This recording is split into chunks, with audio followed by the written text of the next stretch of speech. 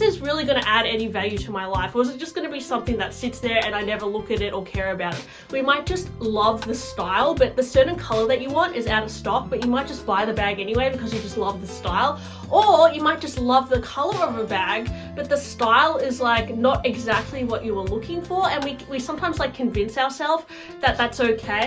Hey guys, welcome to my channel. I'm Jess. I know most of us handbag collectors have gone through buyer's remorse. We may have bought a bag that we bought spontaneously, or it could have even been a bag that we're thinking about or dreaming about for a long time, but we find that it just didn't work out. We don't wear it, something about the bag we don't like, or it just doesn't work for our lifestyle. And I wanted to go through today maybe questions you should ask yourself before deciding to buy a handbag. And you know guys, I have bought and sold probably like 100 bags, so I'm not one to speak on being the expert of knowing what exactly bag to get, but I do sometimes ask myself these questions before buying bags. And recently I have been pretty good with not buying bags. There have been quite a few bags in the last few months which I have said no to because, you know, I really stopped and I thought about it. So things that I ask myself when buying a new bag is,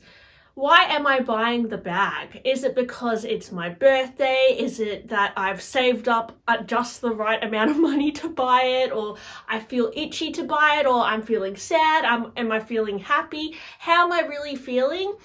Am I, you know, buying this because I'm stressed? I think it's good just to ask yourself. I mean, I think if you are shopping as an escape or a way to feel better, that's okay sometimes, but it sometimes means that we can also be quite spontaneous. And I know for myself, I am quite spontaneous sometimes with things that I buy, and that is a habit that I'm trying to be aware of. But yeah, if you stop yourself for a second and just ask how you're feeling or the reason why you're buying the bag, you might second think if you should buy it or not. Because if it's for a reason like I'm feeling a little bit sad or I just need a little bit of a pick-me-up, there are much cheaper things you can do for that purpose. You know, you can go get a massage, you can get your nails done if you don't do that already, or you know, just take a day off. It's much easier to do that than to fork out a few $1,000s for a handbag and then have to work even harder to earn that money back. I guess it depends on your income as well and who you are. For some people, buying handbags is pretty easy because they have a high salary or for whatever the reason. But if you're somebody like most people, it's, you know, they have to budget to buy a designer handbag. So it's not something you necessarily always want to buy on a whim. Next point is, what do you actually carry? Because I know a lot of people love the look of micro bags and small bags, but they might wear multiple glasses like reading glasses and sunglasses, or they might, you know, want to apply lots of makeup on their face, so they need like a large makeup holder. And it might just be that like small bags like this are not going to work out for them. Like they might buy a little cute little designer bag and then they think, oh wait, it doesn't fit my glasses, so I won't get it.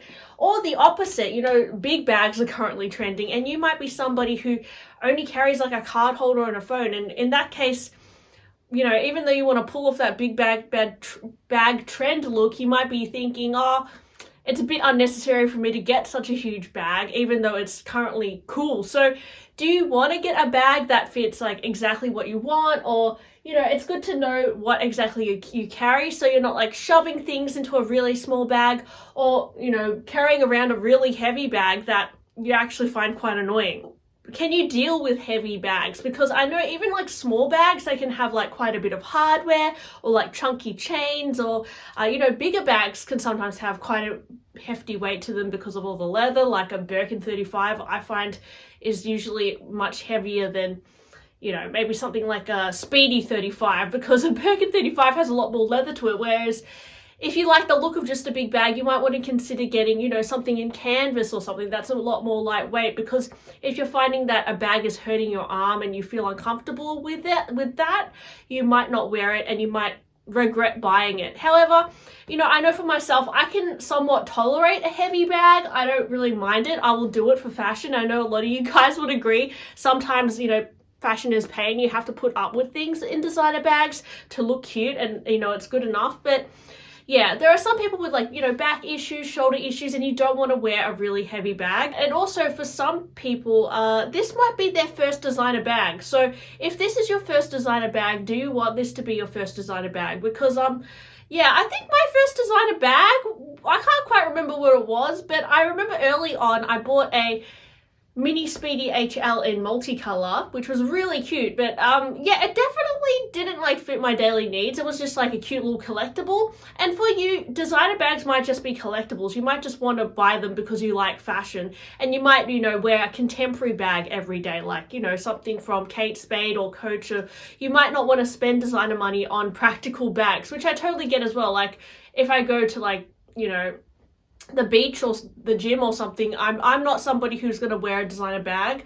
So it depends on your lifestyle. You might be somebody who just wants to buy designer bags that are very cute and might not be practical at all. But if you're somebody who wants to buy a designer bag that goes from day to night and, you know, can kind of take a lot of wear and is quite durable, that's also something you need to consider. Because like if you're somebody who wants to buy a bag that's going to work for your everyday purpose, I wouldn't suggest buying, like, you know, a tweed Chanel bag, because that's a little bit more delicate, or even, I don't know, like a crocodile Fendi baguette. Like, that's a really random example, but, you know, something that you'd have to baby. I mean, crocodile is actually quite resilient, but, you know, maybe it's not as waterproof, and maybe you want something just a little bit more daily. I do think that it's important to consider the material that you buy if you want to wear it for the daily, if you want that to be your workhorse bag. Or are you just buying it as a cute collectible? Because in that case, you could go for something really, you know, cute and beaded or whatever. It doesn't really matter.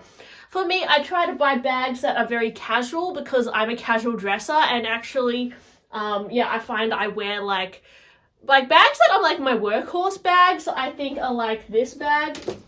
Like I wear this a lot, my Plume 32, because it's like big and I can just dump all my stuff in there. Like, you know, my makeup, I can just chuck in there, my sunnies, done. Like I have a few sets of keys. Sometimes I have to like chuck in, and then like my AirPods, my phones, like my, I don't know, even if you carry a hairbrush or a scarf. I know I love carrying a scarf or like another cardigan.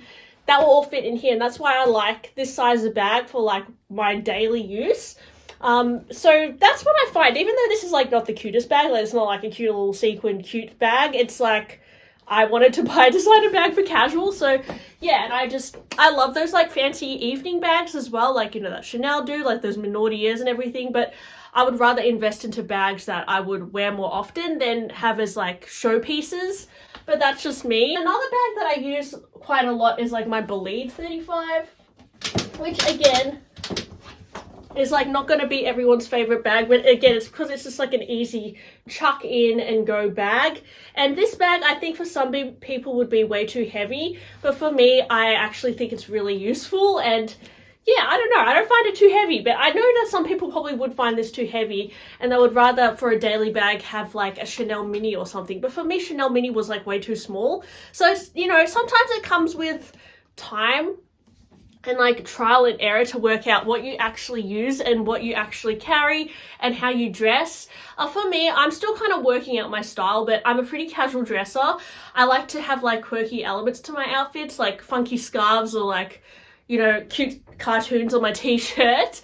But in general, yeah, I've dressed pretty similar like over the last few years. So yeah, I like to have fun colored bags and add cool accessories, but I also need them to fit my daily needs. Also, I think a very important question to ask yourself is, can you afford the bag? Because, you know, there's been a few times where I've really stretched myself to buy a bag just because I was obsessed with it. And I'm practicing more just like budgeting, which I know I'm like old enough to know better, guys, but there are a lot of people who don't, I guess, budget their money or divide their money up and allocate it to different areas. And now I've given myself a lot less quota for, you know, buying bags. So I you know, kind of invest into, I put my money in other pots now, where I didn't used to divide it up as much as I do now. And I guess that's just adult, like being an adult, and everyone kind of has to do that. But, you know, I wouldn't necessarily spend beyond my means to buy a bag. Not that I'm judging anyone who does, but it can kind of make you feel resentful towards the bag if you do that. And it's also like, yeah, it can be quite stressful buying the bag if it's hard for you to afford to buy it. So I'm saying that, you know, if you're somebody who feels like they need to sell a bag to buy a bag, which I've definitely done, to buy the next bag, that can be stressful for one thing, and also given today's resale market, that's not easy either, to resell a bag and then get the funds to buy a new bag. You can definitely do that, but sometimes you can be regretful for like what you sell as well. So I find for me, it's a bit challenging. I wouldn't not recommend selling bags to buy new bags. I mean, it's actually worked out for me so far, selling my old bags to buy new bags. And, you know, some of my old bags I sold for more than what I paid for them. So that was good. But I mean, in today's resale market, you can lose a lot of money constantly doing that. So yeah, I would say, can you afford it? Like, can you comfortably afford to buy this bag? Because, you know, it's not easy for most people to afford to buy, you know, a bag that costs $10,000 or something, or even $2,000. Like, you know, you have to be earning a certain amount, or like picking up other side hustles to afford that. So it's, you know, it's annoying, but it's just how it is. So you have to ask yourself that question as well. Is this going to stress you out buying this bag? Is this bag that you're buying going to add anything different or cool to your collection? Because I definitely get into the habit of collecting the same bag over and over again. Like, I have 3 Kelly bags, I have 4 Believe bags. You know, I just love this shape. And although, like, for me, I don't really regret those bags that I bought because I feel like they're very classic. There are sometimes times where I'm like, yeah, maybe I should have more variety. And, you know, I really want to buy a Kelly backpack, for example, or a Birkin 25. But then I'm also like, you know, are they that different from what I already have? I already have like a So Kelly bag. Where is it? Like this little Kelly shoulder bag. And I really want the Kelly backpack as well, but I'm like, you know, do I really need to spend another $10,000? Is that going to add that much value to my collection that I need to buy that bag? And honestly, I'm not sure, guys. Like, I do really want it, but yeah, that is something I'm asking myself. Like, I could really just make do with what I have. I don't necessarily need to add this other bag, or maybe you just want to add a bag because it's fun and cute. And again, if it's just gonna sit there and gather dust, you're never going to wear it. You also have to be realistic and think like, is this really going to add any value to my life? Or is it just going to be something that sits there and I never look at it or care about it? Because yeah, that's kind of annoying if you buy something like that and you feel like, oh, I could have used the money towards something else in my life, right? Are you settling on the style or the color of the bag? Because I know sometimes when we're buying a bag, we might just love the style, but the certain color that you want is out of stock, but you might just buy the bag anyway because you just love the style. Or you might just love the color of a bag, but the style is like not exactly what you were looking for. And we sometimes like convince ourselves that that's okay. Like, for example, I saw on the Hermes website the other day, which tempted me, but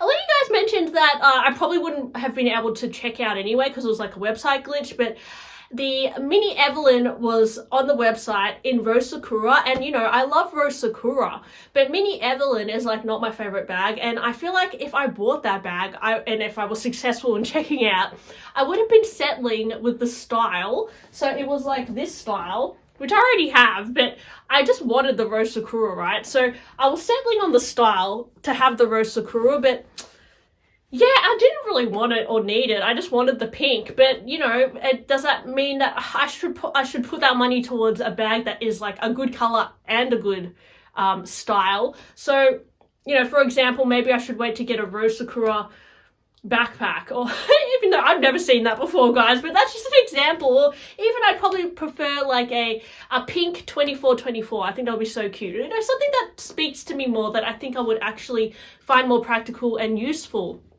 even though that costs a lot more. But yeah, or for example, you might get offered a Birkin in yellow, and I know a lot of people wouldn't find yellow that, you know, useful for their wardrobe, because yellow is not the easiest to style. But you know, someone like me, would I like a yellow Birkin? Yeah, I would wear it, to be honest, because I kind of feel like I can incorporate most colors into my wardrobe, because, you know, I like to wear like pink lipstick, and I think pink and red go really well like with what I wear. And then I also like wearing like blue jeans, and so the blue tones look good. And then I like green with like brown. So for me, I've worked out like how to incorporate colors into my wardrobe. But I know for a lot of people, they don't feel their best when they wear like random crazy colors like purple and yellow. So for them, it's not worth settling to buy a purple Birkin if you're not going to wear it. Sometimes color is very important too with bags, and you really need to buy a color that you love and not settle for the style,